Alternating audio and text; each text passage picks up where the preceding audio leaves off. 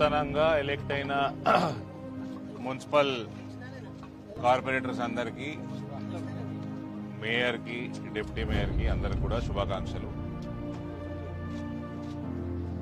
Mayor election అవ్వడం జరిగింది. కాంగ్రెస్,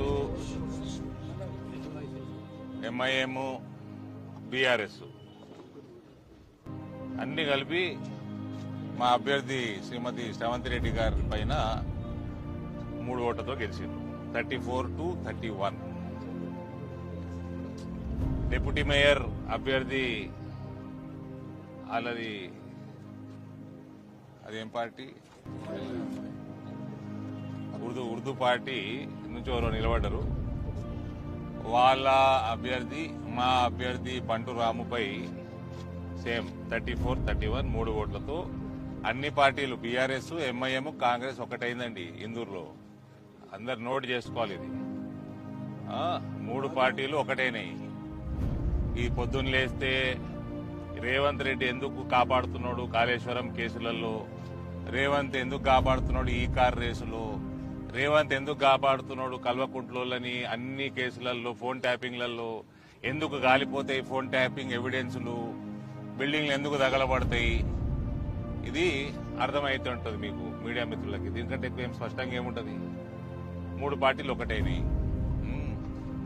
అక్బరుద్దీన్ వచ్చి కాంగ్రెస్ వాళ్ళు మా దారుసలాం దుమ్ము నాకుతారు అనేటోడు, వాడు ఇలా కాంగ్రెస్ పార్టీలో ఎక్కడ ఏం నాకిండో వాడు చెప్పాలి.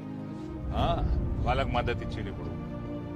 సో ఒక ఇందూరులో భారతీయ జనతా పార్టీని ఓడగొట్టడానికి ఒక అనైతిక పొత్తుకి శ్రీకారం చుట్టింది ఈ రేవంత్ ప్రభుత్వం.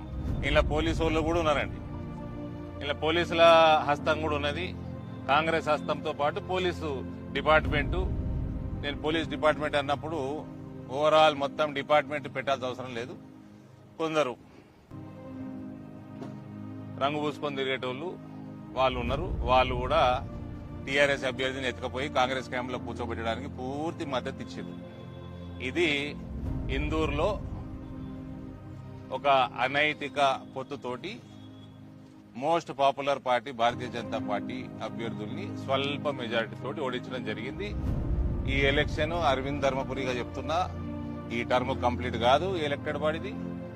బిఫోర్ ద టర్మ్ దీన్ని రివర్స్ చేసి చూపిస్తాం.